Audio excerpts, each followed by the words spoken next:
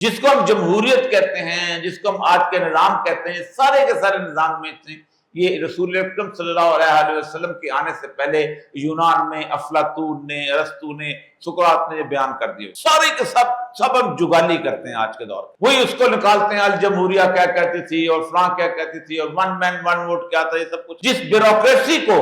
آج کی سب سے بڑی اہم ترین چیز سمجھا جاتا ہے پوری حکومت سازی کے اندر، 3500 سال قبل مسیح میں مینڈرنز کے نام کے اوپر وہ چائنیز جو تھے انہوں نے اس کو ثابت کر دیا ہوا تھا، اور ان کا وہ کنگ سروس اور فلاں